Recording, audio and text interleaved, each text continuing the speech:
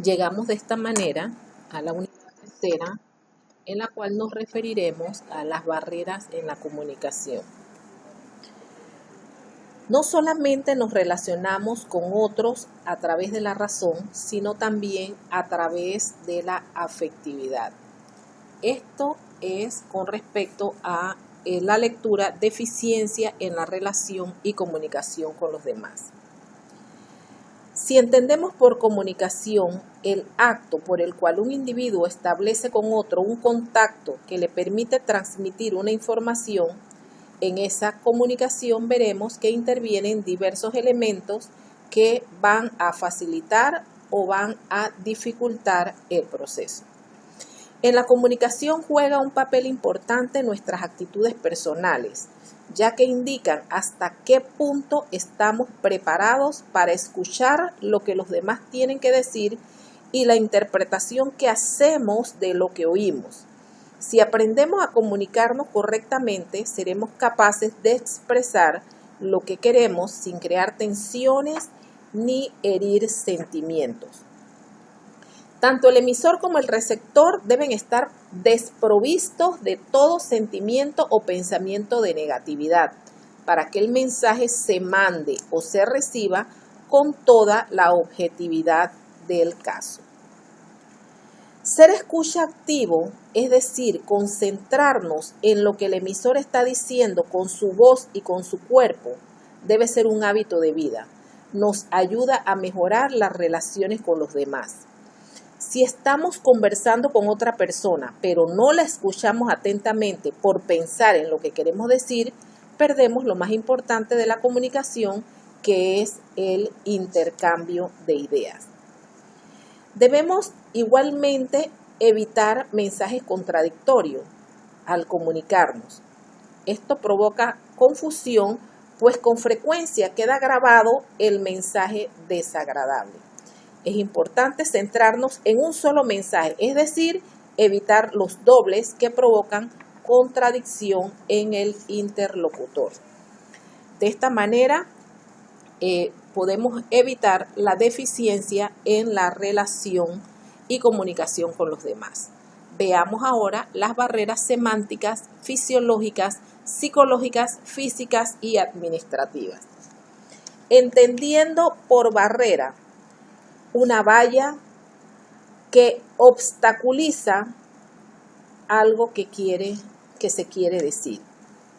Dentro de las barreras semánticas podemos hablar sobre el tema del significado de las palabras.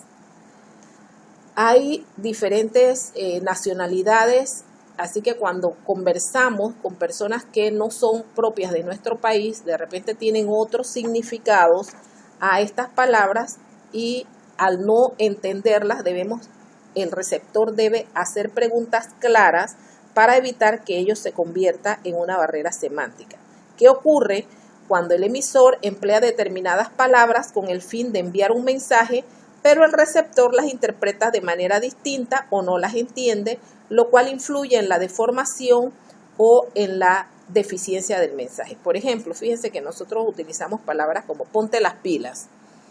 De repente, si nosotros le decimos esta expresión, alguien que no es de nuestro país va a decir, ¿pero dónde me voy a poner las pilas? Y lo que nosotros queremos es, ponte chispa, oye, ponte al día, ¿ves? Entonces, estas son cosas que debemos aclarar para evitar que se conviertan en barreras. Tenemos las barreras fisiológicas. Dentro de estas nos referimos a la discapacidad o deficiencia que presenta el emisor, el receptor o ambos, que les impide emitir o recibir con claridad el mensaje por razón de defecto fisiológico, entre los que podemos mencionar la sordera, la ceguera, el mutismo, la tartamudez. Estas son barreras fisiológicas. Dentro de las barreras psicológicas, o sea, las barreras personales, a diferencia de las anteriores que mencionamos, como la fisiológica, se refieren a estados emocionales del emisor o del receptor. Estas barreras representan la situación psicológica particular del emisor o receptor ocasionadas a veces por grados o rechazos hacia la otra parte. Los ejemplos con que ilustran algunos autores el concepto de barreras psicológicas o personales, podemos mencionar no tomar en cuenta el punto de vista de los demás, mostrar recelo, sospecha o aversión, registrar emociones ajenas al área laboral, mostrar excesiva timidez, emitir instrucciones, explicaciones poco precisas y claras, manifestar preocupación por problemas personales, demostrar sobrevaloración o subestimación. Estos son ejemplos.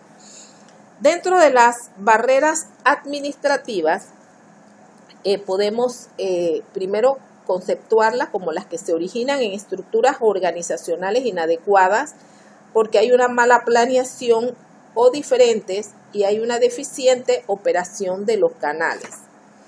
Y las barreras físicas, entre ellas podemos mencionar los obstáculos que produce el medio ambiente. El emisor dentro de esto trata de controlar o modificar el ambiente para que la comunicación influya en el receptor.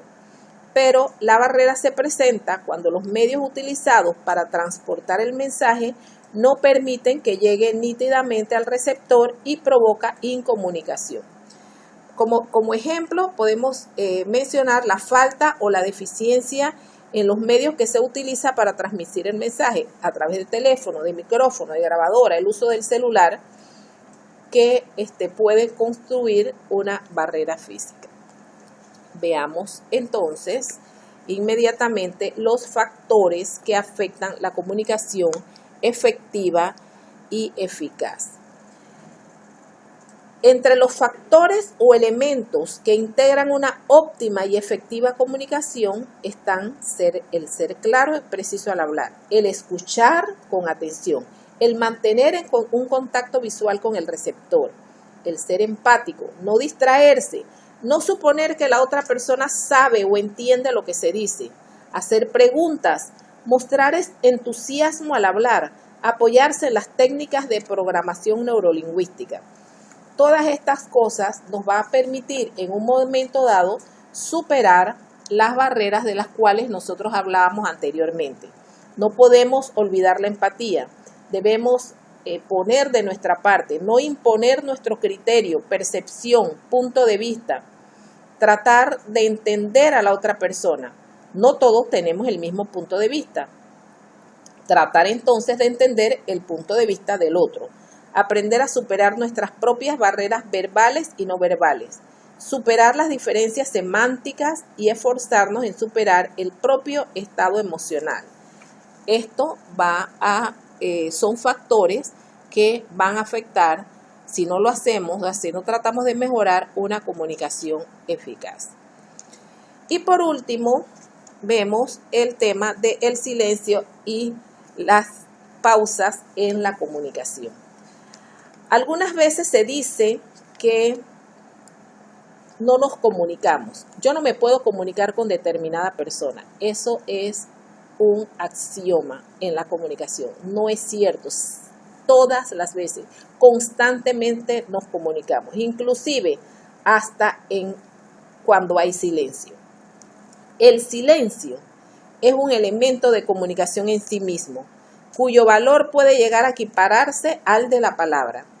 El manejo del silencio en la comunicación interpersonal puede ayudarnos a mejorar nuestra forma de comunicarnos.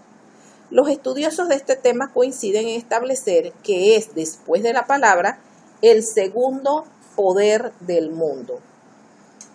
Para el autor Gruelmo existen diferentes aspectos comunicativos del silencio a los que nos referiremos inmediatamente. Tenemos el silencio manipulador.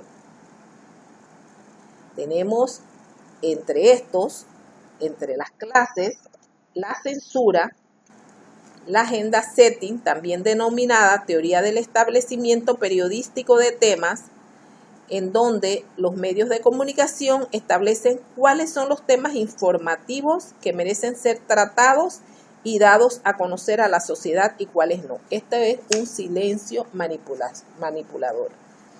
Tenemos la sobreinformación. Es cuando se da información en exceso, y la alimentación de datos se convierte en un elemento desinformador, puesto que produce un fenómeno contrario al silencio, es decir, el exceso de ruido informativo. Tenemos el silencio hostil, que es la facultad de provocar un impacto en la comunicación tanto para bien como para mal. Tenemos el silencio para sentir y protestar, el silencio como componente cultural. Por lo que debemos estar claros en que estos silencios que preceden o siguen a una afirmación o pregunta pronunciada con mayor intensidad deben servirnos para dar énfasis a menudo de forma impactante. Entonces, esto se convierte en pautas. Y las pautas nos ayudan a atraer el interés, la atención del público, la atención de los receptores. El lenguaje está en la base de nuestra forma de ordenar el mundo y por ello la principal función es la comunicación.